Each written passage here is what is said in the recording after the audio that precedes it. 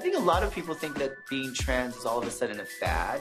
It's just because people are now looking at it. Trans has been around for so long, and people are lying to themselves when they say that they're just now understanding or aware of transness.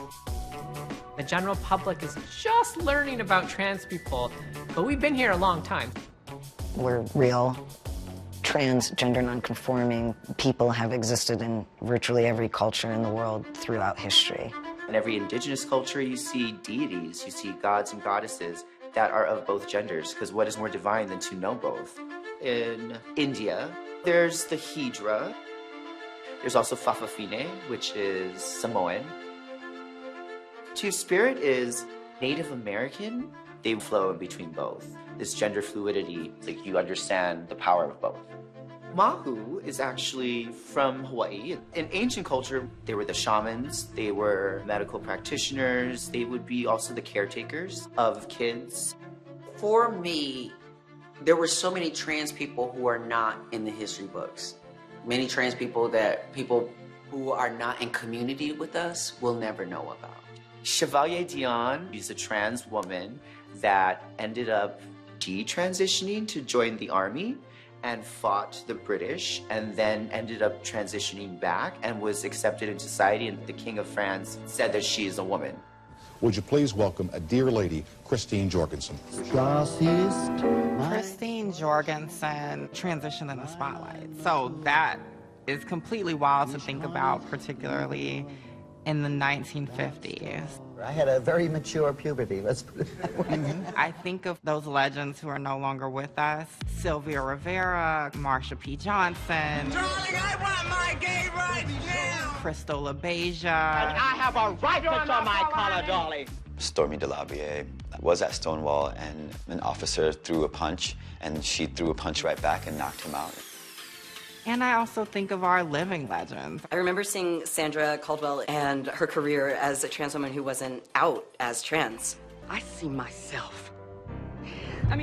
I was just living by the rules of the day, going through the journey in stealth. I was too busy trying to protect myself. Do you have a card?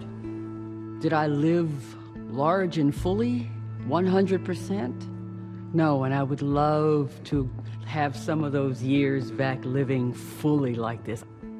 Every time that we've been seen on film or television or in the media, we're usually like the butt of the joke, or there's something negative, they're the evil person.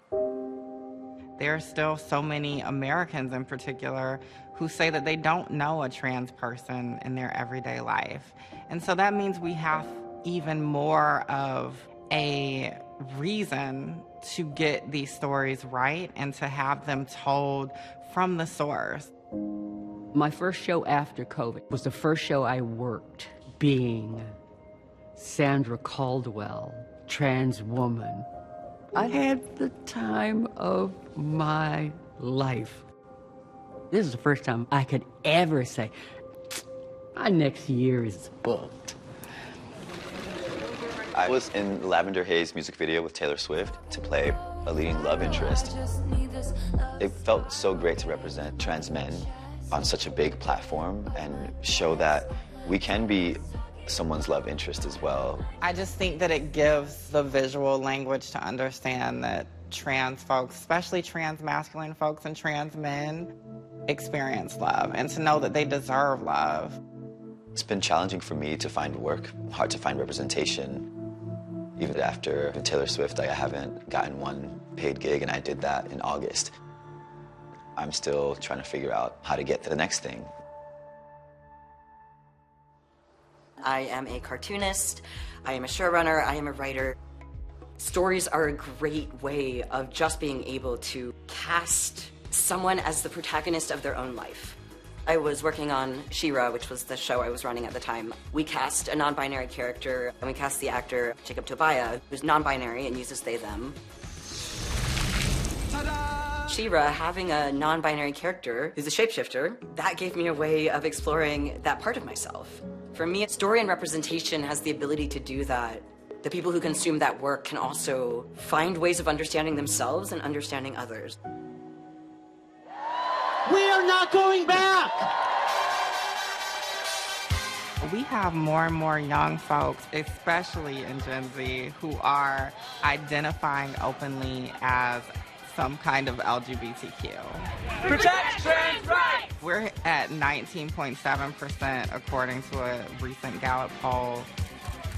Folks like Janet Moss, Laverne Cox, myself, we did not have the representation to follow. We had to be that. I'm a star. I know who I am. I think Pose changed the game in a way that has laid a new foundation for those of us who tell stories about what's possible. I celebrate when I see queer and trans people get those opportunities. Peppermint in Head Over Heels. Alex Newell in Chuck. Now, after being the first trans person to be leading a role in Chicago, the musical, Isn't it swell? to see another trans person come right behind me with Jinx Monsoon and playing Mama Morton. The winner of RuPaul's Drag Race is Sasha Colby. I wouldn't be in that position if it wasn't for the trans people from the past. And I wouldn't be celebrated right now if it wasn't for trans people of the present. She is just so powerful, and I loved that, of course, she showed out, honey, on RuPaul's Drag Race. You know, it's not easy to live with the nuance of being a drag performer and also being a trans person. I now am part of trans history.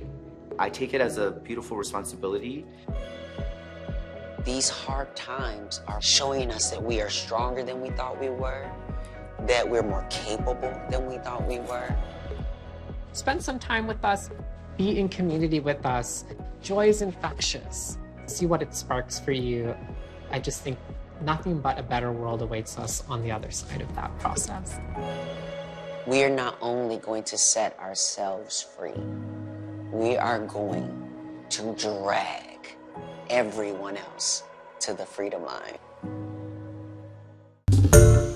Hi everyone, George Stephanopoulos here. Thanks for checking out the ABC News YouTube channel. If you'd like to get more videos, show highlights, and watch live event coverage, click on the right over here to subscribe to our channel, and don't forget to download the ABC News app for breaking news alerts. Thanks for watching.